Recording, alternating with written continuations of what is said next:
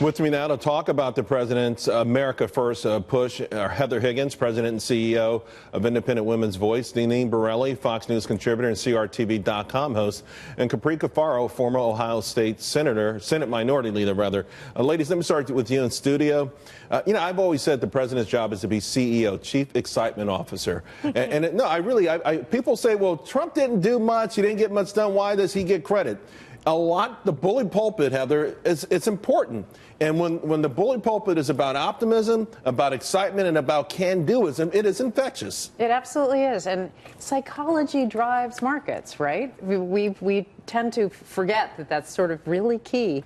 And what you were watching Trump doing here today was very much what he had done with the senators. He's going in, he's taking command, he's sucking all the oxygen out of the room. There is no question that he's top dog. The meme had been, how can you go to this globalist place that no president has been to since Clinton?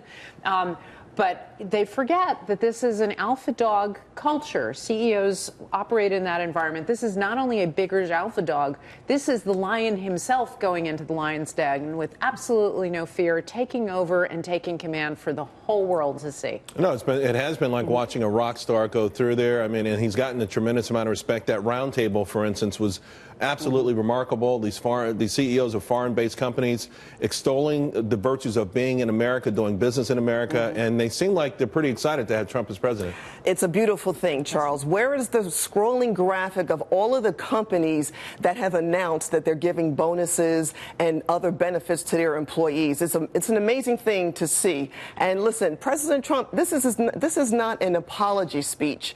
This is an America First speech on the world stage. All eyes will be watching. And, a lot of these CEOs are liberals. They are now coming out today or yesterday saying that the tax cuts are great. Regulatory reform is great. Jamie Dimon said that Trump would be a one-term president, and now he is now celebrating what the president has done. Right. Lloyd Blankfein, the same thing, criticizing Trump, and now they're all on board because it's all about business. Right. And in this case, Capri, we're talking about CEOs of large foreign corporations saying, hey, we want a piece of the action, too. We want to be part of this American renaissance. Right. I actually had an opportunity to see the remarks at that roundtable, at that dinner, live when it happened, and it was interesting to see all the CEOs, from different countries like Total, for example, from France, and a number of others, Anheuser-Busch, which was American, and foreign and domestic alike. They were talking about the desire to see more from the tax cuts, that they are investing more into the United States. And while I'm sure that the individuals that attended this meeting were curated and chosen because of their commitment to investment into the United States, the fact that the world is seeing that, I think, to your point earlier, Charles, with the Chief Excitement Officer of the United States, I think that when others see, chief executive officers and multinational corporations saying we want to continue our investment into the United States from the horse's mouth, it certainly creates that kind of excitement for more to jump on board. Capri, juxtapose it, if you will, with President Obama, his first world tour, which was a combination of sort of an apology tour, saying, hey, every country feels good about themselves and we should also, bowing on a few occasions. It was he apologized for America's greatness, where it feels like Trump is saying we're not ashamed that we're an amazing country and we plan to stay this way. Well, I think that, the circumstances are vastly different in 2009 than they were, that they are today. I mean, President Obama was in the midst of a significant financial crisis in early 2009, reeling from a huge stock market drop and toxic loans, and coming off the heels of a war in Iraq and Afghanistan that was wildly unpopular at the time. So I think that the dynamics in 2009 are very different than they are in 2017. Regardless, that's the past. This is the future. Democrat or Republican, we need to be encouraging investment no matter how we do it. And that's why you're seeing folks like Starbucks saying we're excited about it. And if I may just close with this, saying that, people have been concerned, how is Trump going to go to Davos when he has said, we're going to rip up trade agreements? Wilbur Ross, the Commerce Secretary, has talked about the value of bilateral trade agreements rather than multilateral trade agreements, which I think strengthens our position as a negotiator negotiator. And indeed, Trump was talking about TPP. Sure, he even said he which would is all look part at of that his again. negotiations. The biggest difference is that he isn't defending America first, he's selling it. And what we actually have for the first time is somebody who's masterful at sales and persuasion going out to sell America, and as opposed to sort of making Americans feel like they're sort of the last thing to be considered. He has them being Ladies, first. I do have to shift course a little bit, because about 20 minutes before we came on there, new texts were released between FBI agents Peter Strzok and Lisa Page. And this one, very revealing, where Page wrote, "One more thing, she might be our next president. The last thing you need us going in there loaded for bear. You think she's going to remember or care that it was more DOJ than FBI?" And Strzok replied, "Agreed. I called Bill and relayed what we discussed. He agrees, and I will email you and redact same." Deneen, I mean, this is a 6-page release from Grassley. More of this is going to come out. Of course, they've recovered those lost texts.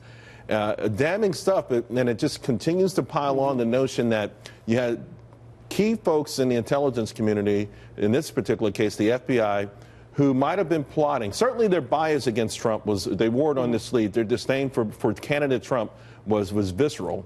Yep. But they might have acted on that, and that scares a lot of people. And definitely pulling punches is Right. what this indicates. Yeah, well, this is classic. Accuse your opponent of what you are actually doing.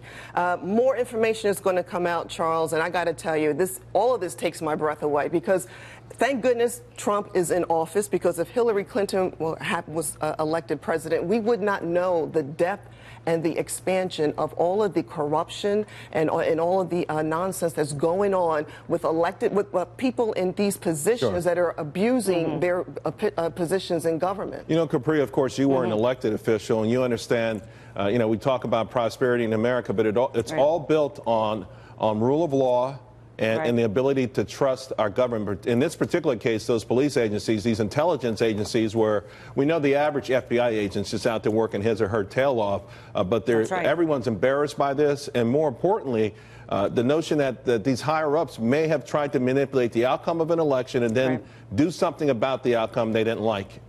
Well, Lady Justice is supposed to be blind, whether it's the FBI, the DOJ, or otherwise. I served on the Ethics Committee in Ohio for 8 of my 10 years in office, and I can tell you that just in that experience, we dealt with Democrats and Republicans. We dealt with law enforcement at the state and federal level, and, these folks are incredible. I'm glad to see these two in question, have been removed from their positions, and it's an unfortunate, black eye on the FBI and the Justice Department, but it is good that this is coming out there and is being transparent, because regardless, Democrat or Republican, these agencies in particular dealing with law enforcement have to be held to account. Right.